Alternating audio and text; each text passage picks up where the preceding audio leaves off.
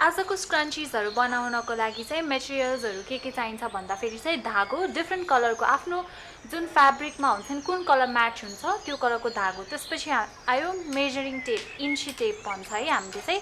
अनि इलास्टिक चाहिँ मैले पातलो इलास्टिक पनि किन्नु मिल्थ्यो, तर मेरो घरमा चाहिँ यो अभाइलेबल छ। अहिले म चाहिँ यसलाई हाफमा कट गरेर युज गर्छु भनेर यो युज गरेको। त्यसपछि अरू चाहिँ मसँग चकहरू छ यस्तो नापो लेख्नको लागि, एन्ड मोस्ट इम्पोर्टेन्टली मेरो ग्लासेस। अनि त्यसपछि अर्को चाहिँ ट्रान्सपेरेन्ट कपडामा बनायो भने चाहिँ यो सिताराहरू पनि इन्क्लुड गर्नु मिल्छ भनेर यो एड गरेको मैले चाहिँ। र आयो फ्याब्रिकको लागि चाहिँ मैले पुरानो ओल्ड क्लोथ्सहरू नै युज गरिरहेको छु, किनभने स्क्रन्चिजहरूको लागि नयाँ फ्याब्रिक किन्न पनि मलाई त्यति इफेक्टिभ लागेन होइन। घरमै रियुज गर्न मिल्ने कपडाहरू जस्तै यो सल चाहिँ कुनै ठाउँमा टर्न आउट भएको छ त्यो युज गरेँ होइन। अर्को चाहिँ यो पुरानो सल हो, यो पनि युज गर्छु म होइन। अनि त्यसपछि मलाई चाहिँ यो एउटा प्यान्ट छ, यो चाहिँ एकदम धेरै पुरानो हो, तर यसको जुन प्याटर्न छ नि यो ब्लू एन्ड वाइट चाहिँ मलाई एकदम राम्रो लाग्यो, त्यसरी म त्यो युज गर्छु। अनि मेरो ड्याडको सर्ट छ, यो पनि मलाई एउटा बो लुक दिन चाहिँ राम्रो लाग्यो। सो यो पुरानो सर्ट युज नहुने सर्ट चाहिँ म रियुज गर्छु। र सबैभन्दा लास्ट चाहिँ मैले फ्याब्रिकको रूपमा चाहिँ एउटा टप्स लिएको छु मम्मीको। यो चाहिँ धेरै पुरानो भइसक्यो, युजमा पनि छैन, तर जुन मैले यो बोर्डर्सहरू देखेँ नि यो एम्ब्रोइडरीहरू चाहिँ मलाई एकदम फेसिनेट गर्यो कि एउटा स्क्रन्चीमा लुक दिन पाए कति राम्रो हुन्थ्यो होला भनेर। So I have decided to use this. मैले चाहिँ अघि मेरो त्यो प्यान्टको फ्याब्रिकबाट चाहिँ लम्बाइ चाहिँ 18 इन्च अनि चौडाइ चाहिँ 5 इन्चको काटेर अब यसलाई सँगै फोल्ड गरेको छु। यसरी फोल्ड गरेर यसको कुनामा चाहिँ यो परेको मुखमा चाहिँ अब सिलाउँछु मैले।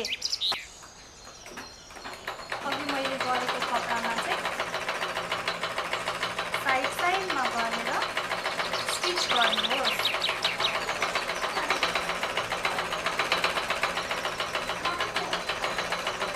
तपाईले देख्न सक्नुहुन्छ यो अघि हामीले सिलाएको फ्याब्रिक हो। अब यसलाई चाहिँ सुल्टो पार्नुपर्छ।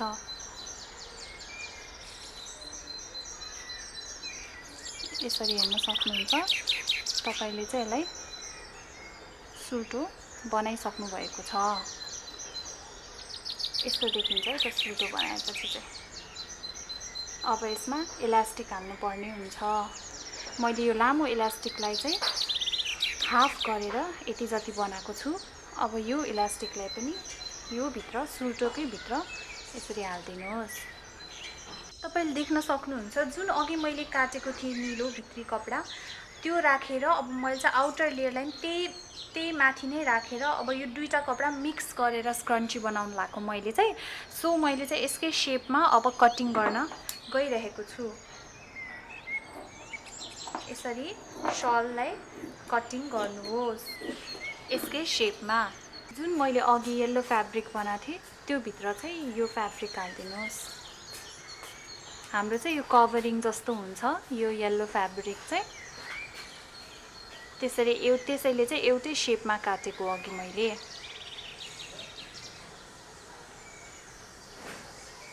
मैले यो कभरिङ हालिसकेर इलास्टिक हालिसकेपछि चाहिँ यसलाई सिलाउँदा पनि हुन्छ अथवा यसलाई चाहिँ बान्दा पनि हुन्छ। म चाहिँ सिलाउँछु पक्का हुन्छ भनेर है त।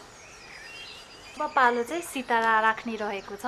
अब यो भित्र चाहिँ जब मैले यो इलास्टिक सिलाइसक्छु यो भित्र चाहिँ मैले अब सिताराहरू हाल्छु। आफूलाई मनपर्ने सिताराहरू यसरी भर्ने काम गर्छु।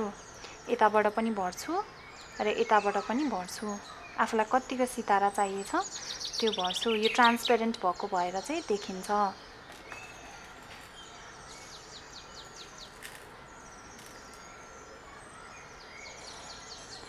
अब सितारा भर्नु मन छैन यतिकै प्याटर्न मात्र मन परेछ भन्दाखेरि नि प्याटर्न मात्र युज गर्दा नि हुन्छ।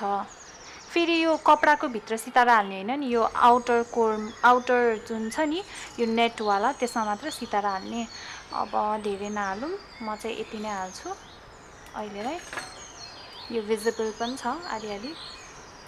अब चाहिँ के गर्ने भन्दाखेरि यो पार्टकोलाई फोल्ड गर्ने भित्र हैन, त्यसरी नै यो पार्टलाई यो नेट पार्टलाई पनि त्यही भित्र फोल्ड गर्ने।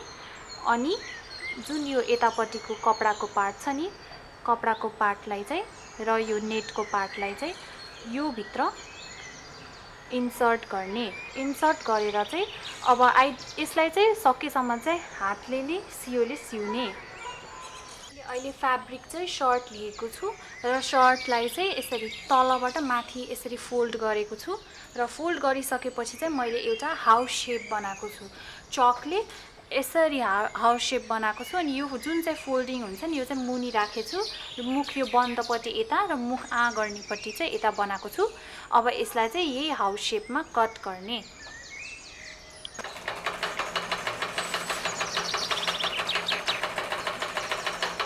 यसरी नै तपाईले अर्को साइडमा पनि गर्दै जानु हो। अहिले देख्न सक्नुहुन्छ मैले चाहिँ यो अघिको काटेको शेपलाई चाहिँ साइडमा बिट हानिसकेको छु अनि यो बिट हानेर रेडी भइसकेको छ।